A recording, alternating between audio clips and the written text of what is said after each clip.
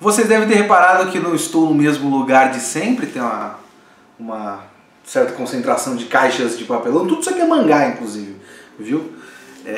Então eu acabei de me mudar, então obviamente tudo precário, o áudio dessa gravação não deve ficar muito bom, o microfone não está bom e aqui a sala deve estar com eco, porque não tem nada na sala ainda. E o Danilo não teve tempo de gravar e o Urso não teve tempo de gravar, mas eu ainda consigo, mesmo sem internet, eu consigo gravar aqui em casa, passar o arquivo no trabalho, para o Diego, nosso editor, gravar. Então, essa semana, do jeito que dá, vai com o que tem. E o que tem é eu e 3 animes. Então, vambora.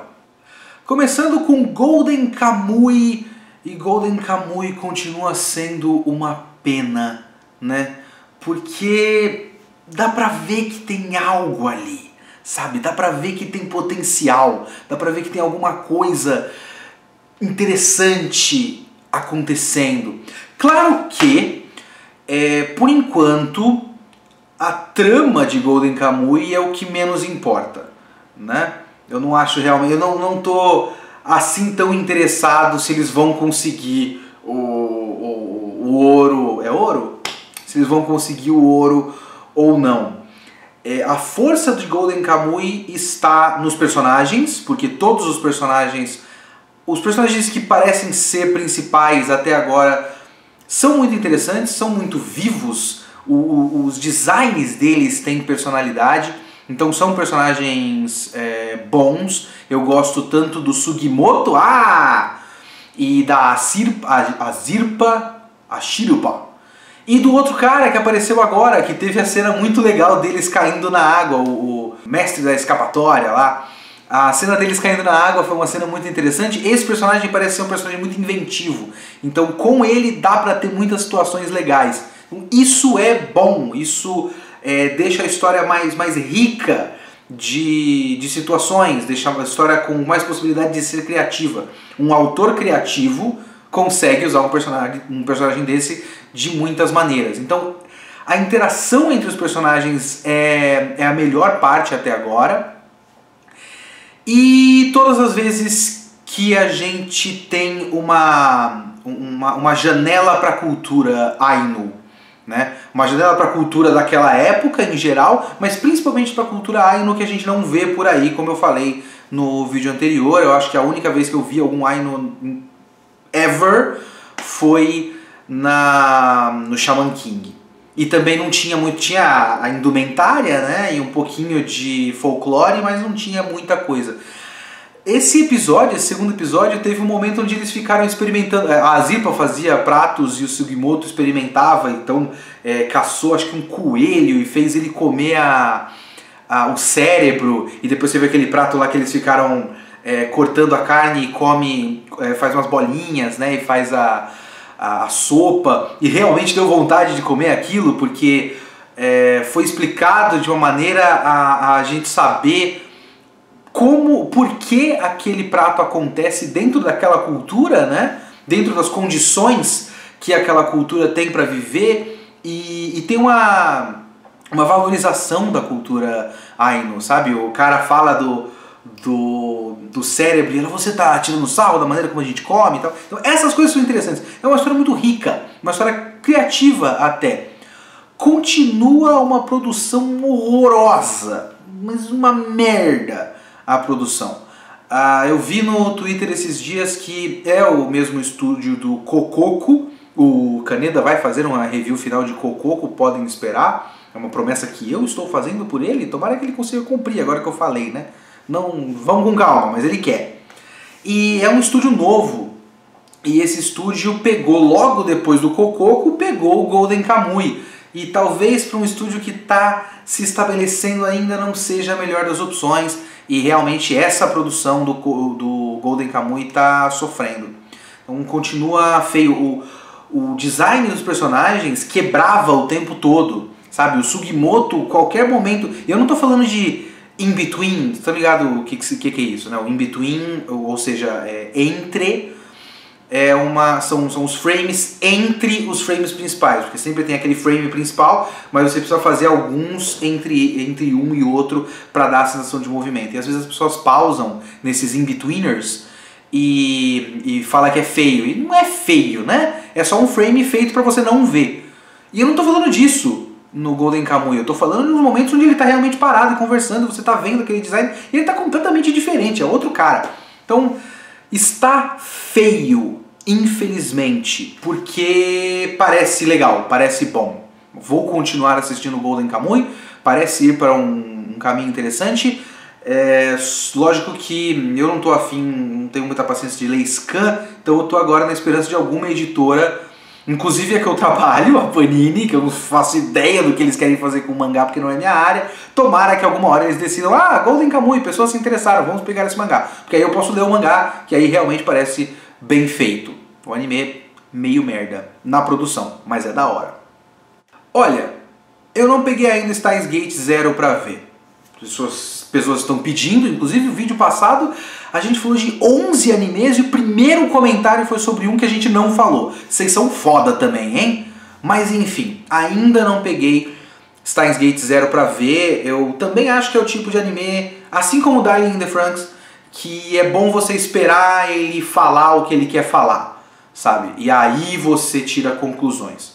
O Steins Gate é um que, sei lá, de repente as pessoas gostam muito de teorias enquanto assiste. Eu não sou muito desse tipo de coisa. Eu não vou ter paciência pra toda semana falar será que? E alguém me corrigir, não, porque na visual novel. Eu não vou ter paciência pra esse tipo de coisa.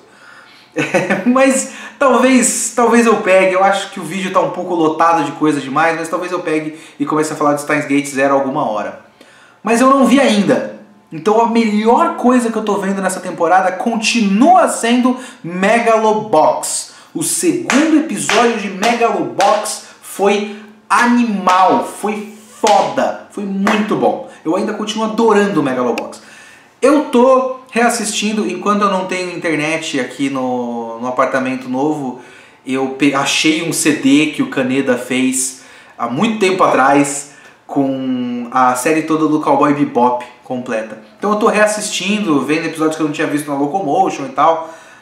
O Megalobox, ele continua me dando uma sensação de Cowboy Bebop. Ele não chega perto de Cowboy Bebop, porque Cowboy Bebop é tipo um feito para a animação. Mas ainda me dá aquela sensação de clássico, de algo foda. E ele é muito rico em pequenos símbolos, porque ele também não tem a animação mais fluida de todas, né? Não tem a animação mais bonita que existe. Mas ele ainda consegue contar a história em sutilezas, sabe? Nesse teve a luta do Junk Dog, agora eu obviamente lembrei o nome do personagem, e do Yuri, que são os equivalentes ao Joe da série antiga. Hikudo é o nome do cara? Eu não vou lembrar agora do nome do rival. Mas eu gosto muito do design desse rival, que é o Yuri no Megalobox, porque ele obviamente tem um visual diferente, né? Mas ele tem mais ou menos o mesmo porte corporal, porque eu vou chamar de Hikudo, mas eu não lembro se esse é o nome. O Hikudo, ele também tem esse corpo meio magrelo, né? Porque ele é de uma categoria de peso diferente do Joe. O Joe é mais baixo, ele é menor. E os caras fizeram exatamente o mesmo olho, nariz e boca, sabe? O rosto, o cabelo é diferente, mas o rosto é exatamente igual. Tem um momento onde o cara vai falar, você vai ver o meu verdadeiro Megalobox, que é exatamente o rosto do rival do Joe, do mangá clássico. E ele conta a história em pequenas sutilizazinhas, pequenas mensagenzinhas, pequenos símbolos. Você pega na abertura, o Joe é um cachorro vira-lata, um cachorro selvagem, cheio de cicatrizes, sujo, correndo no deserto por aí sem rumo, até que ele se choca com um cachorro branco e bonito de raça. É exatamente esse o foco do Megalobox, porque o mangá clássico é um pouco mais rico, digamos, mas esse anime parece ser um pouco mais focado na dualidade Junk Dog e Yuri, né? Então, esse choque desses dois animais completamente diferentes e opostos é simbolizado pela abertura e também por alguns símbolos aqui e ali, como por exemplo, tem um momento em que o Yuri, depois da luta, ele volta para a mansão da dona da companhia lá, ele chama ela de owner, chama ela de dona, né? E só que é bem interessante. Por exemplo, quando o Yuri volta pra mansão da dona da companhia depois da luta com o Junk Dog, ele tá naquela mansão e aí tem um cachorro branco, bonitinho, e ele fala, você quer sair? Não quer? Que é ele! Ele é esse cachorro branco, bonito, de raça, controlado numa mansão que quer sair. E ele quer essa liberdade. Ao mesmo tempo que esse cara quer a liberdade, o Junk Dog quer identidade. E é muito curioso, tem um momento muito legal no meio do episódio, que é quando ele tá num momento mais Devil May Cry Baby do episódio todo, que tá rolando um rap japonês e ele tá numa moto no pôr do sol. E aí ele vê um telão, e o telão fala It's a wonderful district life, not for your average Joe. Então é como se fosse a vida no distrito, ou a vida na cidade é maravilhosa, não é para um Zé Ninguém qualquer, seria o equivalente, né? E o Junk Dog não tem nome, ele só pode participar do Megalonia se ele tiver uma identidade, ele literalmente não tem identidade. E aí ele vai atrás de uma identidade e ele escolhe o nome Joe.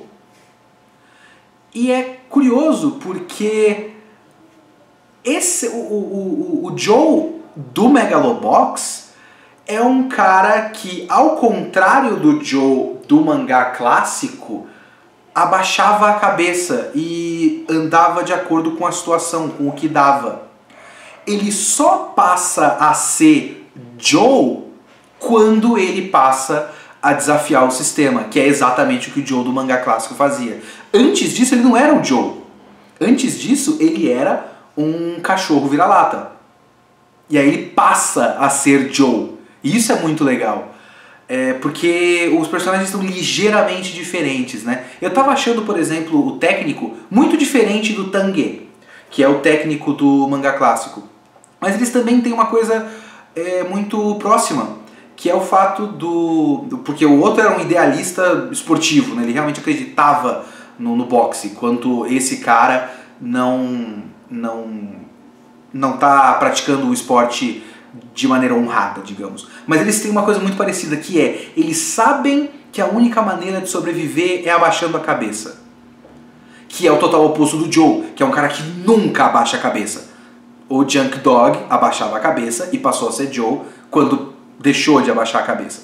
Então ele funciona como homenagem, todos esses símbolos funcionam como homenagem, mas também funcionam em contexto, porque o Joe só é Joe dentro do contexto da história, esquecendo a metalinguagem com a homenagem do Ashita no Joe. O Joe só escolhe o nome Joe porque a vida na cidade não é para um Joe, de acordo com o telão que ele viu. Então se a vida no distrito não é para o Joe, eu serei o Joe e eu vou desafiar esse mundo. Então tem muitas coisas, é muito interessante, tem as pequenas sutilezas que compensam o fato da produção não ser magnífica, né? Seria muito foda se tivesse uma qualidade de animação foda. Não tem, infelizmente. Mas é o que dá. E ele consegue fazer o máximo com o que tem, e esse máximo é muito bom. Assistam Megalobox. Boku no Hero Academia, finalmente tivemos o primeiro episódio de Boku no Hero Academia. Esse episódio só me deixou com mais raiva do anterior, porque eu vi muita gente falando que Boku no Hero Academia mostrou como se faz um episódio de recapitulação. E para um episódio de recapitulação realmente não foi só uma montagem, né? Colocou as coisas em contexto e isso é legal, bacana. Mesmo assim foi um episódio de recapitulação, e quando você bate esse episódio de recapitulação com ele é só completamente desnecessário, sabe? Esse episódio já deu todo o contexto que a gente precisava, e foi um bom episódio. E é engraçado porque ele foi um bom episódio ao mesmo tempo que ele me lembrou automaticamente e já me cansou por antecipação do que eu não gosto nesse arco. O que eu não gosto nesse arco é aquele moleque. Esqueci completamente o nome dele, o moleque de boné. O moleque de boné, todo o arco dele, toda a lição pela qual ele vai passar, tá muito claro do primeiro momento que ele fala. E fica muito óbvio. A gente sabe o que vai acontecer. E é bobo isso, é muito bobo. Né? Esse é um problema desse arco. Vai ter mais algumas outras coisas que eu não me recordo muito bem. Eu acho que o vilãozão principal, o inimigo físico do Midoriya já não é tão legal assim, mas a gente vê isso quando for na hora. Até porque esse episódio já melhorou uma coisa que era normal no mangá e aqui ficou bem mais legal. Então vamos ver se eles melhoram isso. Mas esse moleque, cara, eu não vou falar o que é, mas um pouquinho de entendimento já dá pra entender perfeitamente o que vai acontecer com ele. Agora, esse episódio foi muito divertido. Ele foi tipo... foi meio show-off, né? De coisas que o anime pode fazer, e às vezes ele fica até um pouco sem sentido, porque eu fiquei pensando, aquela cena onde eles agem coordenadamente na floresta, se eu não me engano no mangá é tipo uma página dupla. Aqui ficou uma cena muito longa e uma cena muito legal. Eu não acho que eles sabem agir coordenadamente desse jeito, né? Eles estão só há 3 meses na escola e eles não estão treinando tanto assim essa ação coordenada. Mas tudo bem. Funcionou, foi legal, foi uma baita cena divertida. Então essa cena fez o episódio valer, e a cena do Mineta, veja só você, foi tipo uma das melhores utilizações para um personagem bosta que é o Mineta, porque o Mineta é absolutamente desprezível. E essa cena foi dirigida, isso foi o anime melhorando a obra original, né? É isso que uma animação tem que fazer, é isso que uma adaptação de mangá tem que fazer, é pegar o material original e expandir, e usar ao máximo do audiovisual. A direção da cena do Mineta nas termas foi muito interessante porque toda ela foi meio que do ponto de vista do Mineta, porque teve aquela música apoteótica, porque é um momento de apoteose para o Mineta. Para mais ninguém, né? Só pra ele. Então tem aquela música e aquele momento onde ele vai subindo e oh, finalmente, finalmente. E aí ele cai e quebra completamente a situação e é obviamente patético pra qualquer outra pessoa, mas a cena ficou muito engraçada. Eu realmente gostei muito daquela cena e gostei muito da cena na floresta. E é meio que isso. Foi um bom episódio introdutório. Esse é o episódio 1. Esqueçam o anterior. O anterior foi uma porcaria perto desse, não foi exatamente ruim, mas perto desse completamente desnecessário, mas esse foi bem legal. Então esse foi o verdadeiro episódio 1 de Boku no Hero Academia. Nós ficamos por aqui, eu já falei demais e tomara que essa gravação não fique tão ruim quanto eu acho que vai ficar. Boa noite. Boa noite? É noite pra mim só, vocês vão ver isso de manhã. Credo. Falou! E se você gostou desse vídeo, não esquece de se inscrever no nosso canal, dar uma olhada no restante do nosso conteúdo e também conferir o link na descrição desse vídeo do nosso Padrim. Qualquer contribuição, nem que seja R$1, já ajuda o VideoQuest a continuar existindo e a ficar cada vez melhor.